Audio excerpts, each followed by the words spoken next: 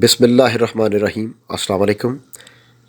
اس وقت پوری دنیا میں سٹاک مارکیٹس کریش کر گئی ہیں اور بڑی بڑی جگہوں پر اس وقت تباہی مچی ہوئی ہے، اور اس کی وجہ، سب سے بڑی وجہ یہ ہے کہ اس وقت پوری دنیا میں خبر چل رہی ہے جس کی وجہ سے امریکہ، یورپ سے لے کر دنیا میں ہر جگہ پر سٹاک مارکیٹس کو گرا دیا ہے اس خبر نے۔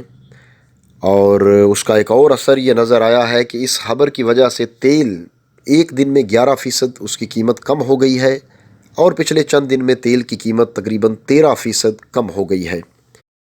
یعنی آپ سمجھ لیں کہ آپ کو پیٹرول تقریباً 125 روپے فی لیٹر کے قریب ملنا چاہیے، اور امکان ہے کہ اگر یہی صورت رہی تو اگلے چند دن میں تیل کی قیمتیں 50% کے قریب آ سکتی ہیں۔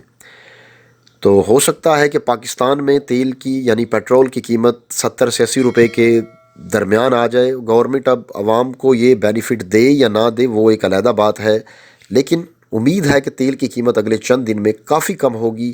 50% کم نہ بھی ہو، لیکن اس میں ایک ریمارکیبل ڈکریز آئے گا۔ اور اس کی وجہ یہ ہے کہ ساؤتھ افریقہ سے جو نیوز آئی ہے کہ کورونا کا نیا ویرینٹ کوئی پکڑا گیا ہے یا سامنے آ رہا ہے، جو صرف 15 سیکنڈ میں پھیلتا ہے، اور 15 سیکنڈ کے اندر اندر آپ کے پھیپھڑوں کو فیل کر سکتا ہے وغیرہ وغیرہ۔ کوئی اس طرح کی چیزیں سامنے آ رہی ہیں کہ پہلے 6 فٹ کا فاصلہ رکھنے کا کہا گیا تھا، اور اب 10 فٹ کا فاصلہ رکھنے کا کہا جا رہا ہے۔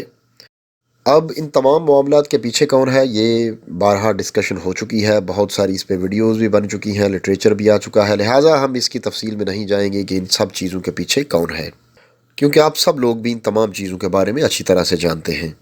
اس ویڈیو میں ہم صرف یہ دیکھیں گے کہ اس نئے ویرینٹ کی وجہ سے جو حالات سامنے آ رہے ہیں سٹاک مارکیٹس کے، آئل پرائسز کے، اور اکانومی پہ جو اس کے اثرات ہیں، اس کی وجہ سے مستقبل میں دنیا کے سیاسی معاشی حالات کس طرف کو جا سکتے ہیں اور کس طرف کو جا رہے ہیں۔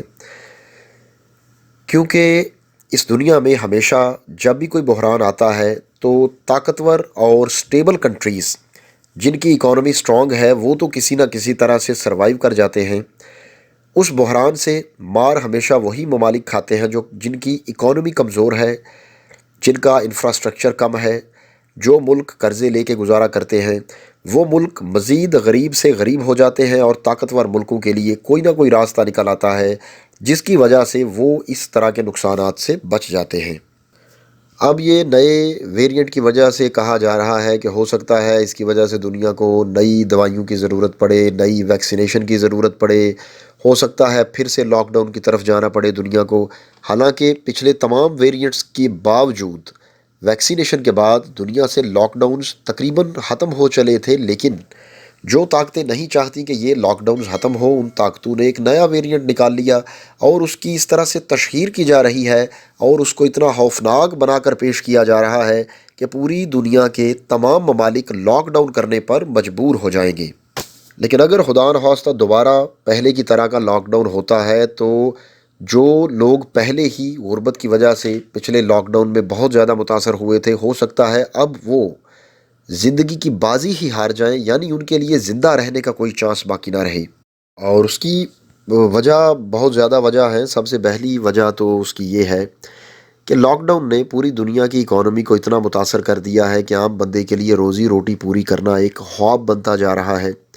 اس کے علاوہ جو ملیشیا کی طرح کی ترقی یافتہ یا ترقی کرتی ہوئی اکانومیز ہیں، وہاں پہ جو بڑی بڑی برانڈز کی آؤٹ لیٹس ہیں، ان کی فرنچائزیز ہیں، یا ان کے جو پروڈکشن یونٹس ہیں، فیسلٹیز ہیں، وہ بھی یہ کہنے پر مجبور ہو گئے تھے کہ اگر یہ لاک ڈاؤنز اوپن نہیں ہوتے تو ہم بھی اپنا کاروبار بند کرنے پر مجبور ہو جائیں گے۔ لہٰذا جب بڑی بڑی فرمیں لاک ڈاؤنز کی وجہ سے کاروبار بند کرنے کی طرف چلی جائیں تو پھر عام چھوٹی موٹی فرمیں یا بزنس یا انڈسٹریز جو ہیں ان کی کیا حیثیت ہے۔ اب یہ جو چیز سامنے آ رہی ہے اس کے بارے میں یہ کہا جا رہا ہے کہ یہ دنیا کو پہلے سے بھی زیادہ طریقے سے بند کرے گی۔ اب دیکھیں، نئے وائرس کے اثرات ابھی تک باہر نہیں نکلے، اور اس کے اثرات سامنے کیا آ رہے ہیں کہ اگر یہ معاملہ چلتا ہے اور پوری دنیا بند ہوتی ہے تو لاک ڈاؤن ہو جاتا ہے تو لاک ڈاؤن ہونے کی وجہ سے بزنس ایکٹیویٹیز جو ہے وہ سلگش ہو جائیں گی، یعنی سست ہو جائیں گی۔ اگرچہ بالکل بند نہ بھی ہوں تو فرق تو پڑے گا۔ اس کی وجہ سے پوری دنیا کی انڈسٹری، ٹرانسپورٹ، ان تمام چیزوں میں فیول کی ضرورت، آئل کی، پیٹرولیم مصنوعات کی ضرورت بہت کم رہ جائے گی۔ لہٰذا اس نئی خبر نے پوری دنیا کی آئل مارکیٹ کو کریش کر دیا ہے۔ اس وقت انگلینڈ نے، یو کے نے یہ کام کیا ہے کیونکہ یہ ویریئنٹ نکلا ہے ساؤتھ افریقہ سے۔ زمبابوے کے بارے میں آپ جانتے ہیں، وہ ساتھ لگتا ہے افریقہ کے۔ ان کو ریڈ لسٹ میں ڈال دیا گیا ہے کہ آپ یہاں پہ نہیں آ سکتے۔ تو اللہ کرے ایسا نہ ہو، لیکن اگر خدا نخواستہ یہ چیز اسی طرح برقرار رہتی ہے تو سب سے پہلے ذہن میں رکھیں کہ تیل کی قیمتیں تقریباً $30 بیرل پر آ جائیں گی۔ یعنی چند دن پہلے تیل کی قیمتیں $85 پر تھیں اور امکان تھا کہ $150 تک چلی جائیں گی، لیکن اس وقت وہ دوبارہ $72 پر آ چکی ہیں اور اس کے بعد مزید گرتی جا رہی ہیں، اور اگر سلسلہ نہ رکا تو $30 تک آ سکتی ہیں۔ اس وقت اگر تیل کی قیمت کو $72 فی بیرل کے حساب سے بھی دیکھیں تو پھر بھی کافی کمی آ چکی ہے قیمتوں میں۔ تو پاکستان میں بھی عوام کو پیٹرول جو ہے کافی سستا ملنا چاہیے، 120 سے 25 روپے کے درمیان ہونا چاہیے اگر گورنمنٹ یہ فائدہ عوام تک پاس آن کرتی ہے تو۔ لیکن یہ تو ایک حکومتی پالیسی ہے، وہ دیکھیں حکومت کیا کرتی ہے اس حوالے سے۔ لیکن چونکہ ہماری حکومت جو ہے وہ آئی ایم ایف کے پریشر میں ہے، اور آئی ایم ایف کا یہ مطالبہ ہے کہ آپ نے تیل کی قیمتوں کو کم نہیں کرنا، وہ جو ریونیو آ رہا ہے اس کو آنے دیں۔ تو عالمی منڈی میں اگر تیل کی قیمتیں گرتی ہیں تو آپ نے اس لحاظ سے قیمتیں نہیں گرانی، اس سے تھوڑی پرسنٹیج کے لحاظ سے قیمتیں گرانی ہیں۔ اب یہ تو حکومت پر ڈیپینڈ کرتا ہے وہ کیا کرتی ہیں۔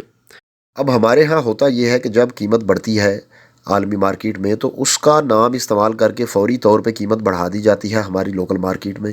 لیکن جب انٹرنیشنل مارکیٹ میں پیٹرولیم پروڈکٹس کی قیمتیں ڈاؤن ہوتی ہیں تو ہمیں کہا جاتا ہے جی وہ جب وہ والی پروڈکٹس ہماری مارکیٹ میں آئیں گی کوئی 20 دن بعد یا 3 ہفتے یا 1 مہینے بعد آئیں گی تو پھر وہ بینیفٹ آپ کو دیا جائے گا۔ یہی اصول قیمتیں بڑھاتے وقت سامنے کیوں نہیں رکھا جاتا؟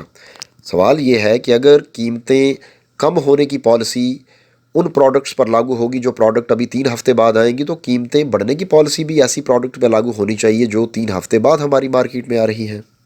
بہرحال جو بھی ہو، اگر تو دوبارہ دنیا لاک ڈاؤنز کی طرف جاتی ہے تو ایویشن انڈسٹری کو تو سمجھیں کہ اس کی پہلے ہی کمر ٹوٹ چکی ہے۔ اب تو ایویشن انڈسٹری جو رہی صحیح، ان کی کوئی گنجائش، ان کے پاس کوئی اپرچونٹی رہ گئی ہے بزنس کرنے کی، وہ بھی بالکل ختم ہو جائے گی۔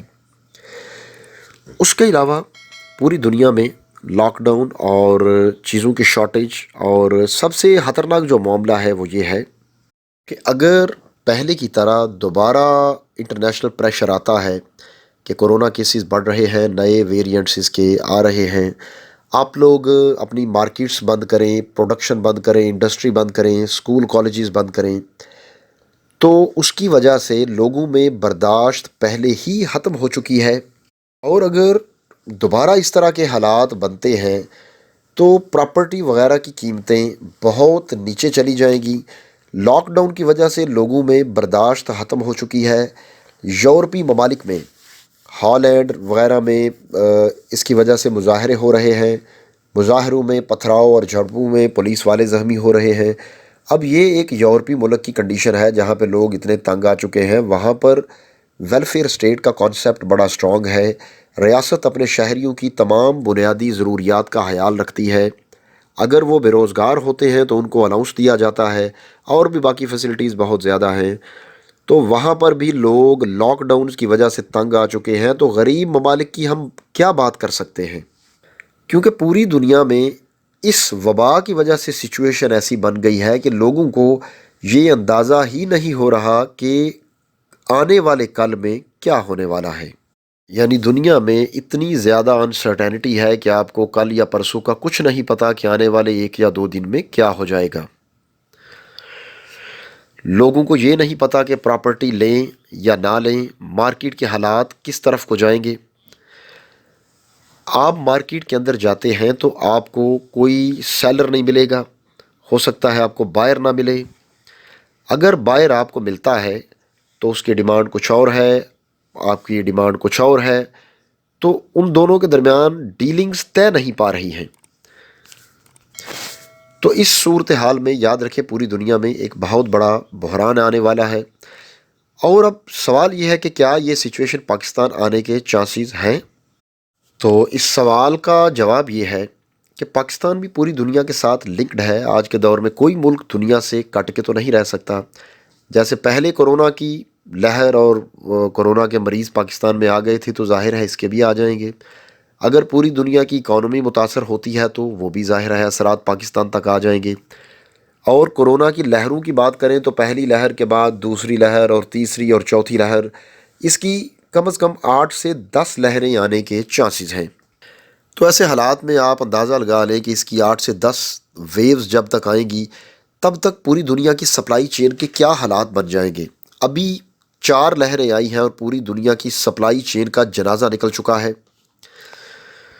اگر ہم آٹو انڈسٹری کی بات کریں تو پہلے بڑی بڑی کمپنیز نے بکنگ بند کر دی تھی، کیونکہ کسی کو نہیں پتا تھا کہ ان کے جو پلانٹس ہیں وہ کب چلیں گے، فل ٹائم ورکنگ کب سے سٹارٹ ہوگی، اور اسی طرح کی غیر یقینی حالات تھے جن کی وجہ سے یہ کام ہوا۔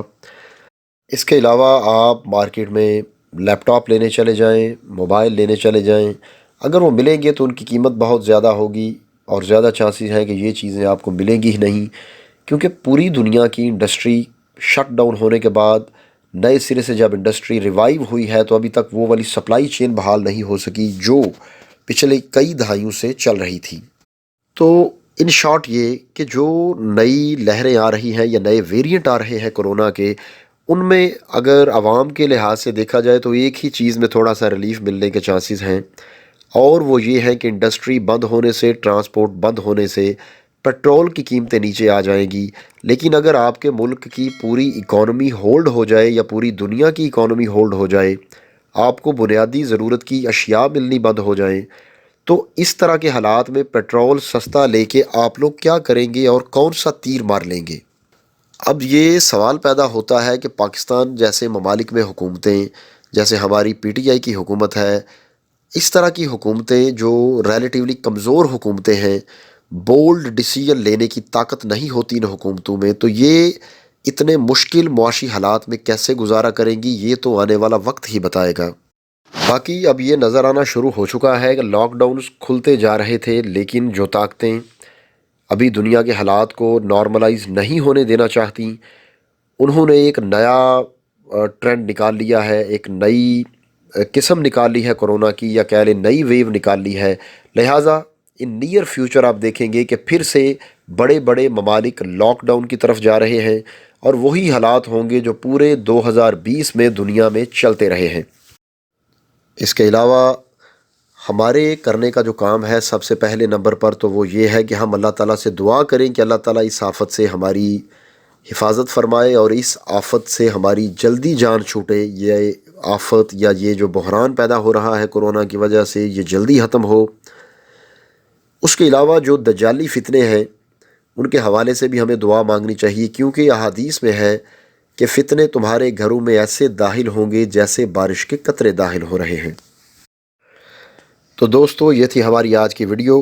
اب آخر میں میری آپ سے درخواست ہے کہ ہمارے چینل کو سبسکرائب کریں اور بیل یعنی گھنٹی کے نشان کو ضرور دبائیں، تاکہ ہماری آنے والی تمام ویڈیوز کے نوٹیفیکیشنز آپ کو باقاعدگی کے ساتھ ملتے رہیں۔ اب اگلی ویڈیو آنے تک مجھے اجازت دیجیے۔ اللہ حافظ۔